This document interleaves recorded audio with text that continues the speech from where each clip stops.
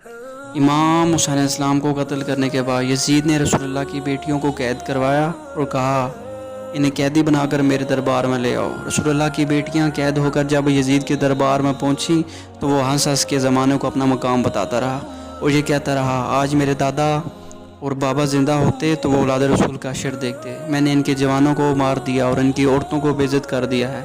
امام سجاد کے خطبے کے بعد جب سوئے ہوئے لوگوں کی ضمیر جاگنے لگے تو یزید نے یہ کہا رسول اللہ کے خاندان کو قید میں ڈال دو۔ بس رسول اللہ کی بیٹیاں نواسیاں امام سجاد علیہ السلام کے ساتھ غریبوں اور بے وارثوں کی طرح قید میں رہنے لگیں۔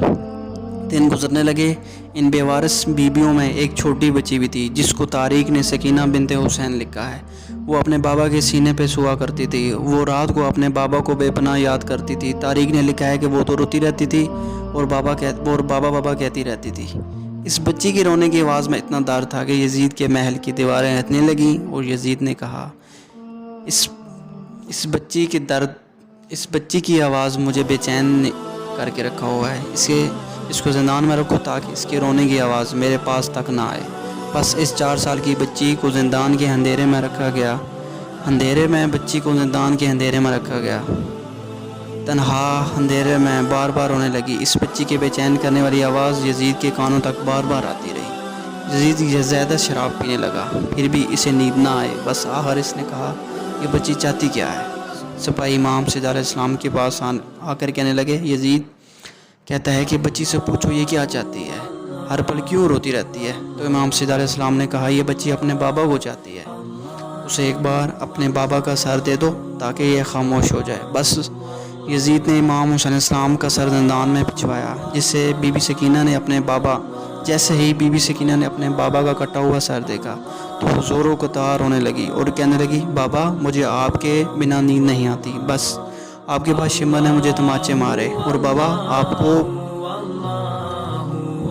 کے بعد مجھے تازانے مارتا رہا اور بابا آپ کے بعد میں قید کر لیا گیا اور مجھے زندان میں رکھا گیا۔ بس وہ بچی روتی رہی، اپنے بابا کے سر کو چومتی رہی اور اتنے میں رونے کی آواز ختم ہوئی۔ امام سجاد علیہ السلام کہنے لگے انا للہ و انا الیہ راجعون۔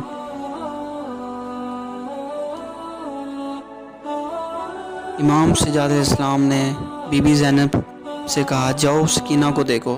سپاہیوں سے کہا کہ ہمیں زندان کے اندھیرے میں اس 4 سال کی بچی کو غسل دینے کا ارادہ، بچی کو غسل دینا ہے اور ہمیں 3 دن کا پانی اکٹھا دیا جائے۔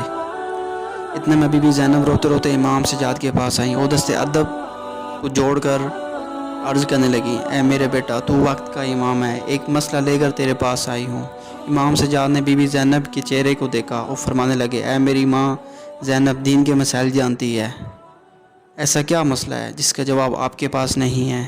بی بی زینب رو رو کر فرمانے لگی اے سجاد جیسے ہی غسل دینے کے لیے میں نے سکینہ کے لباس پر ہاتھ رکھا تو میں نے دیکھا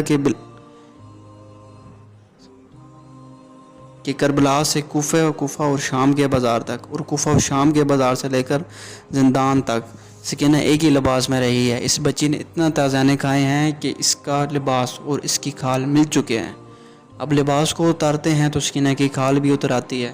سجاد بتاؤ کہ اس معصوم بچی کا غسل اسی لباس میں ہو سکتا ہے؟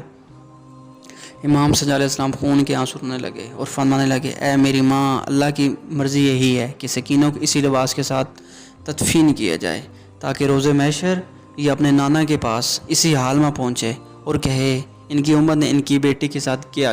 بس امام سجاد نے اس قید خانے میں اس معصوم بچی کو دفنا دیا۔ سلام ہو معصوم شہزادی سکینہ بنت حسین پر۔